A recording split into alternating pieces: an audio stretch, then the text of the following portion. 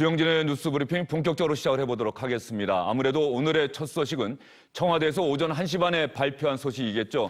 노영민 비서실장과 5명의 수석 비서관이 문재인 대통령에게 사의를 표명했다는 소식입니다. 강민석 청와대 대변인의 발표 직접 들어보시죠. 노영민 대통령 비서실장과 비서실 소속 수석 비서관 5명 전원이 오늘 오전 문재인 대통령에게 일괄로 사의를 표명했습니다. 미리 예고되지 않은 갑작스러운 발표입니다. 청와대 내부가 상당히 긴박하게 움직이고 있을 것 같은데요. 이준석 전 미래통합당 최고위원, 조상호 민주당 상근 부대변인, SBS 원일이 논설위원과 함께합니다. 세 분 어서 오십시오. 먼저 원일이 위원, 노영민 비서실장은 알겠고요. 5명의 수석 비서관은 어떤 사람들입니까? 먼저 정무수석도 봐야 되겠죠. 강기정 정무수석 있고요. 윤도한 국민소통수석, 김조원 민정수석, 김회숙 인사수석, 김거성 시민사회수석 이렇게 5명입니다. 노영민 실장까지 하면 6명 전원이 사의를 표명했습니다. 사의를 표명했는데 최근의 상황에 대해서 종합적 판단을 노영민 비서실장이 했다. 청와대 관계자가 이렇게 이야기를 했다고 하는데 이건 또 무슨 뜻일까요? 최근 상황에 대한 종합적 책임을 지겠다는 건 포괄적인 의미이긴 합니다만은 최근 상황이라는 것은 크게 보면 2가지밖에 없다는 것이 정치권의 일반적인 해석입니다. 첫째, 부동산 대란으로 인한 민심 위반. 2번째, 거기에 따른 당과 대통령의 지지율 하락. 이 2가지가 현 상황에 대한 종합적인 책임을 져야 되겠다. 그러기 위해서는 인적 쇄신이 필요하다. 이런 판단을 한 것으로 해석이 되고 있습니다. 조금 전에 사의를 표명한 사람들 가운데 다시 한번 보여주시면 좋겠어요. 저 가운데 어제도 뉴스의 한가운데 있던 인물이 한 명 있지 않습니까? 김조원 민정수석. 집을 내놨는데 주변 시세보다 2억 원 정도 더 비싸게 내놨다. 이것 때문에 또 논란이 되기도 했었는데 결국은 또 사의를 표명했어요. 집은 내놓고 사의까지 표명하게 된 이런 상황. 이준석 전 최고는 어떻게 보십니까? 사실상 그러니까 방금 전에 원일이 위원께서 짚어주신 부분이 정책 실패와 더불어가지고 지지율 하락이 이제 원인이 된 것이 아니냐 이렇게 말씀하셨는데 저는 정책 실패에 대해서는 지금까지 야당이 몇 번이나 이의를 제기했습니다. 그래가지고 꼭 이번뿐만 아니라 한 1년 전에도 그렇고 그 전에도 수석 비서관들의 일신을 해라라고 했을 때는 보통 어떻게 답변했냐면은 전쟁 중에 장수를 바꿀 수 없다. 그렇기 때문에 우리는 그냥 밀고 가겠다 이렇게 얘기했던 적이 많거든요. 근데 이번에는 확실히 그래서 저는 후자에 해당하는 지지율 하락이 상당한 영향을 미친 것이 아닌가 이런 판단을 하게 되고요. 특히 김조원 민정수석이 이번에 부동산 관련해서 일으킨 논란이라고 하는 것은 사실상 많은 국민들한테 결국에는 저분들이 소나기만 피하면 된다고 생각하는구나라는 인상을 주기에 충분했기 때문에 인적 쇄신 말고는 답이 없었다 이렇게 생각한 것으로 보입니다. 노영민 비서실장도 정리가 되긴 했습니다만은 결과적으로 지역구에 있는 집을 팔 것이냐, 서울 반포에 있는 집을 팔 것이냐, 처음에 브리핑이 잘못되면서 상당한 또 혼선이 빚어지기도 했는데 어떻게 보세요? 말씀하신 것처럼 지금 노영민 비서실장하고 김조원 민정수석의 이제 부동산 관련해가지고 부동산 보유 문제 관련해가지고 개인 신상에 관한 문제들을 좀 국민들이 보기에는 좀 이해할 수 없는 약간 이해하기 어려운 그런 부분들이 있어서 그 부분에 대해서 비판들이 좀 많았습니다. 당 내에서도 좀 비판이 많았고요. 그런 비판 이제 연장선상에서 이제 지금 이때는 이제 좀 책임을 지는 모습을 보여줘야겠다. 그런 취지로 이제 비서실장이 주도를 해서 사의를 표명한 것으로 보입니다. 청와대에서 일어나는 일들에 대해서 여당인 민주당 내부에서도 이런저런 의견들은 있을 것 같아요. 분위기라는 게 있지 않습니까? 네네. 최근 상황에 대한 민주당 내부의 판단 분위기는 어떻습니까? 아까 말씀드린 것처럼 노영민 비서실장이 처음에 그 집을 파는 문제와 관련해서 이제 약간의 혼란도 주고 거기에 대해서 이제 이른바 똘똘한 한 채만 남기면 되는 거 아니냐 이런 인상을 주게 된 데 대해서 당 내부에서 좀 비판이 많았습니다. 그리고 지금 이제 김조원 민정수석 같은 경우는 이제 강남에 집이 2채나 있다는 문제 때문에 그런 부분들을 좀 빨리 정리해달라는 요청이 있었고, 근데 그 부분에 대해서 또 내부적으로 또 분란이 있었다는 이상한 소문까지 들려서 그런 부분이 이제 당 내에서는 좀 많이 좀 껄끄럽고 어려운 상황이었거든요. 그래서 그런 부분에 대해서 스스로 이제 어떤 판단을 내린 게 아닌가 싶습니다. 아까 이준석 전 최고위원께서 말씀하신 것처럼 이제 장수를 바꾸지 않는다 이런 표현을 하셨는데 여전히 지금도 그런 부분에 대해서는 그래서 이 부동산 정책이 안정적으로 시행되는지까지를 지켜보는 데까지는 아직까지는 장관에 대한 교체 얘기는 없는 거고요.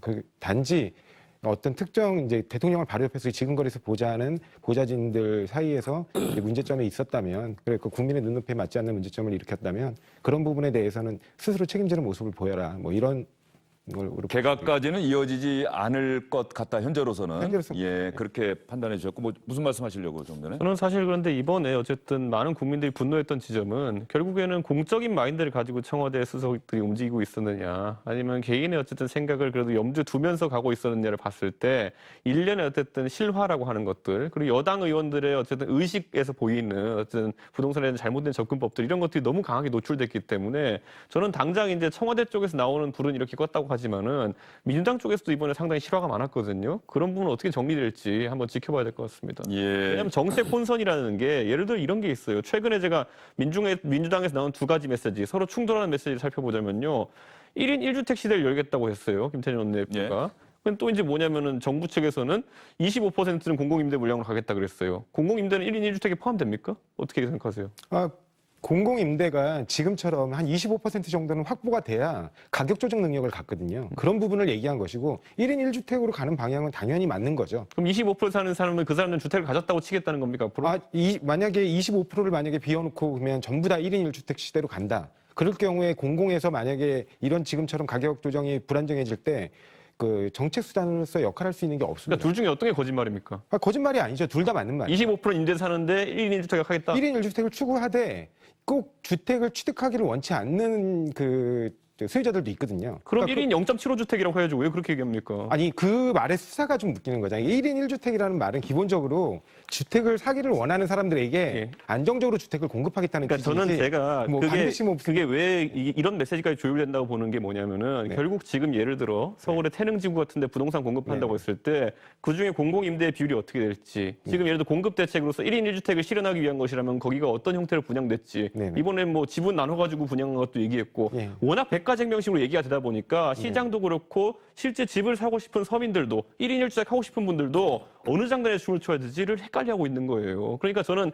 제가 혼선의 메시지의 하나의 예를 드린 거거든요. 지금 보면은 이번에 청와대 쪽에서 이제 뭐 매너면에서 좀 지적받던 분들이 물러나게 됐으면은 당에서 그냥 나와가지고 솔직히 서로 충돌하는 메시지 내는 분들도 좀 정리하셨으면 하는 바람입니다. 그러니까 어떤 메시지가 충돌된다는 건지 솔직히 좀 이해가 안 되거든요. 아까도 말씀드린 것처럼 1인 1주택은 기본적으로 주택을 안정적으로 취득하기를 원하시는 분들에게 충분한 주택을 공급하겠다는 뜻이고요. 그다음에 이제 다주택으로 그러니까 이거 주택을 독점하면서 다주택으로 시장 교란을 일으키는 행위를 막겠다는 취지거든요. 근데 그게 왜 임대주택을 그러니까 임대주택 보유비를 늘리는 거하고 충돌되는 메시지라는 건지 그게 좀 이해가 안 되는 거예요. 알겠습니다. 지금 이준석 전 최고와 조상호 민주당 상동부대변인이 아주 격렬한 토론을 해주셨는데 어쨌든 간에 김태년 원내대표 또 민주당에서 나온 이야기를 말 그대로 받아들이는 것이냐 아니면 그 말에 담긴 취지를 생각해야 되는 것이냐 아마 그런 부분에서 좀 충돌이 있었던 것 같고요.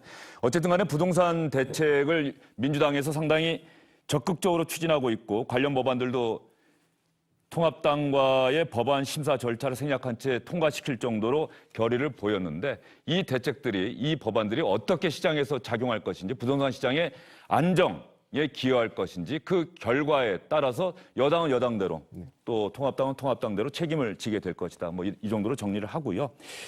일단 사의를 표명한 건 좋습니다. 사의를 표명했다는 건 좋은데 문재인 대통령이 사의를 수용할지 또 사의를 수용하게 될 경우 후임자는 언제쯤 발표하게 될지 이 부분에 대한 청와대 설명이 있습니까? 아직은 없죠. 현재로서는 뭐 그 사의를 표명했다 문재인 대통령 그거를 받아들였다까지만 되는 거고 이거를 뭐 반려하기는 뭐 현실적으로 좀 어렵겠죠. 통상적으로 여름 휴가 마치고 나고 4년차 집권 들어서면 대통령이 원래 여름 휴가 갔다 오면은 깜짝 개각을 통해서 원래 좀 인적 쇄신을 하는 측면은 좀 있긴 있습니다. 우리는 5년제 단임이기 때문에. 근데 뭐 이번에 이렇게 전원 사의를 표명을 했는데 이거를 반려한다? 이거는 뭐 현실적으로 좀 예상하기 어려운 상황인 것이고 그러나 현실적으로 인선을 해야 되고 검증을 거쳐야 되고 이걸 결심을 하는 데까지는 상당한 시간이 필요할 겁니다. 거기에 대해서 뭐 국정 공백 논란이 불가피해졌는데 어찌됐든 분위기를 쇄신하겠다. 문재인 대통령이 집권 후반기에 인적 쇄신을 통해서 현재 분위기를 좀 반전의 기회로 삼아보겠다라고 하는 대국민 뭐 이미지 정도 이런 효과를 노린다면 곧바로 전부 수용하고 후임 인선에 들어가겠다. 이런 뉴스가 나오지 않을까 예상을 해봅니다. 예. 그런데 얼마 전에 기사도 나갔고 SBS 8시 뉴스에서도 나갔습니다만 후임자들에 대한 인사검증이 이미 시작이 됐고 사실상 상당 부분은 결정이 됐다는 이야기도 나오고 있는 상황이기 때문에 비서실장, 노영민 비서실장이 교체된다. 후임 비서실장이 누가 될까? 아마도 문재인 대통령과 임기를 같이 하는 비서실장이 될 가능성이 크지 않겠습니까? 예, 그렇습니다. 이제 이제 국정 후반기에 들어갔기 때문에 이제 국정을 차근하게 정리하고 지금까지의 뭐 수행해왔던 정책 과제들을 정리해서 이제 이 문재인 정부 5년 기간 동안에 국민들에게 어떠한 모습으로 정리되고 남을 것인가 그런 부분들을 차근하게 준비하는 비서실장이 아마 이번에 이제 발탁될 것 같고요. 그리고 거기서 이제 그 비서실장과 함께 뭐 이제 이 정부 끝까지 잘 마무리할 수 있는 그런 이제 수석 비서관들로 구성될 것 같습니다. 혹시 떠오르는 인물이 있습니까?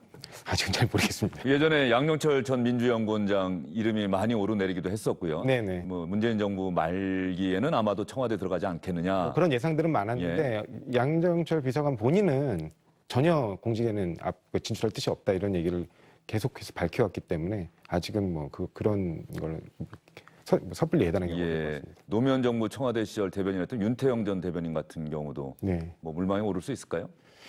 글쎄요. 근데 그분이 이제 이 국정 쪽에 너무 오랫동안 이렇게 떠나 있어서. 떠나게 있어서 예. 과연 이 호흡을 맞춰가서 이렇게 따라가줄 수 있을지 그거는 잘 모르겠습니다. 예. 후임 비서실장이 어떤 사람이 되느냐 이 부분이 대단히 중요해 보이고요.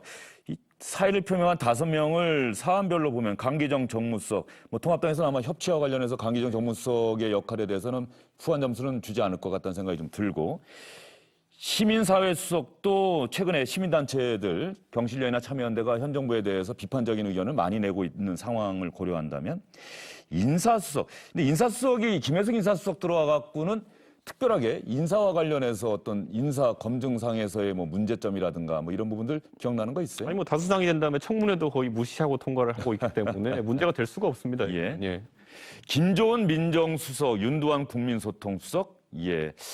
대부분 다 교체가 되지 않을까. 뭐 지금 세 분 말씀하시는 거 보니까 그렇게 좀 비춰지는데 후임자는 어떤 사람이 됐으면 좋겠다는 게 또 통합당 측의 기대일까요? 보통 이제 후임 인선에 기대하는 바는 보통 뭐 정무든지 정책이든지 부족함이 느껴지는 곳에서 좀 보완이 있었으면 좋겠다 할 것 같은데 지금 대중적으로는 정책에 대해 굉장히 이제 부족하다는 인식을 하고 있습니다. 그리고 또 야당 입장에서 보자면은 정무 라인은 존재하지 않습니다, 지금. 그렇기 때문에 물론 뭐 정치인 출신들의 수석들이 있긴 했지만은 그렇기 때문에 저는 정무 정책 어느 쪽으로 방향을 틀느냐에 따라 가지고 좀 다른 결과가 나올 수 있겠다. 지금 모양새는 뭐냐면 정책은 굉장히 본인들의 이념에 따라 독선적으로 움직이고 정무에 있어 가지고는 야당과의 소통을 차단한 상태거든요.